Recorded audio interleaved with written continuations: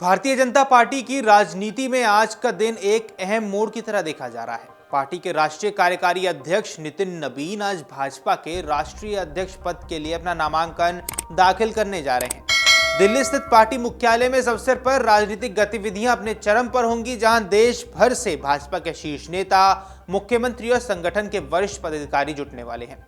ये सिर्फ एक औपचारिक प्रक्रिया नहीं है, बल्कि भाजपा के संगठनात्मक भविष्य की दिशा तय करने वाला क्षण भी माना जा रहा है।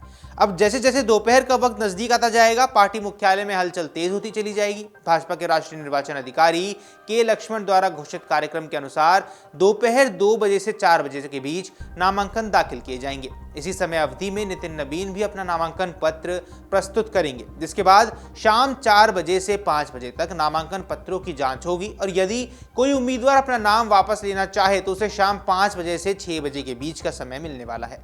हालांकि पार्टी के भीतर और बाहर दोनों ही जगह यह लगभग तय माना जा रहा है कि नितिन नबीन का निर्विरोध चुना जाना अब सिर्फ औपचारिकता भर रह गया है। पार्टी नेतृत्व का स्पष्ट समर्थन उनके साथ है। स्वयं प्रधानमंत्री मोदी और केंद्रीय गृह मंत्री अमित शाह उनकी उम्मीदवारी के पक्ष में है। ऐसे में किसी अन्य उम्मीदवार के मैदान में उतरने की संभावना बेहद कम मानी जा रही है।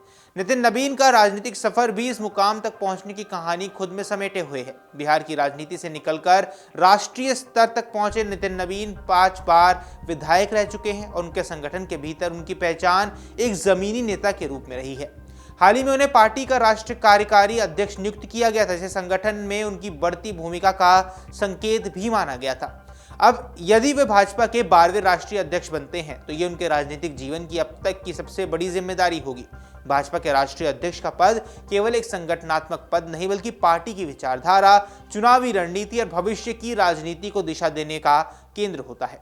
ऐसे में नितिन नबीन के सामने चुनौतियां भी कम नहीं रहने वाली हैं। लोकसभा और विधानसभा चुनावों के बीच संतुलन बनाना, राज्यों में संगठन को मजबूत करना और केंद्र सरकार की नीतियों को जमीनी स्तर तक पहुंचाना, ये सभी जिम्मेदारियां उनके कंधे पर रहने वाली हैं। चुनावी प्रक्रिया की बात कर लें तो भाजपा का संविधान इस मामले में बेहद स्पष्ट और सख्त है। राष्ट्रीय अध्यक्ष का चुनाव पार्टी की राष्ट्रीय परिषद और विभिन्न राज्य परिषदों के प्रतिनिधियों से मिलकर बने निर्वाचन मंडल द्वारा किया जाता है। किसी भी उम्मीदवार के लिए यह जरूरी है कि वे कम से कम 4 कार्यकाल तक पार्टी का सक्रिय सदस्य रहा हो और उसकी कुल सदस्यता अवधि कम से कम 15 वर्ष की रही हो। इतना ही नहीं, राष्ट्रीय अध्यक्ष पद के लिए नाम प्रस्तावित करने के लिए कम से कम 5 अलग अलग राज्यों से समर्थन आना अनिवार्य है, जहां राष्ट्रीय परिषद के चुनाव पूरे हो चुके हों। इन्हीं नियमों और प्रक्रियाओं के तहत नितिन नबीन का नाम आगे बढ़ा है। उनके समर्थन में पार्टी के कई राज्यों के प्रस्ताव आने की बात भी कही जा रही है। यही कारण है कि पार्टी के भीतर यह विश्वास मजबूत है कि मंगलवार को उनके नाम की औपचारिक घोषणा भी कर दी जाएगी। हालांकि पार्टी नेतृत्व ने सभी संवैधानिक प्रक्रियाओं को पूरा करने के लिए विकल्प खुले रखे हैं। शुक्रवार को चुनाव कार्यक्रमों के जारी होते ही के लक्ष्मण ने कहा था कि यदि आवश्यकता पड़ी तो 20 जनवरी को मतदान भी कराया जा सकता है और उसी दिन नए राष्ट्रीय अध्यक्ष के नाम की आधिकारिक घोषणा भी की जाएगी। पार्टी मुख्यालय में आज का दृश्य अपने आप में राजनीतिक संदेश भी देगा।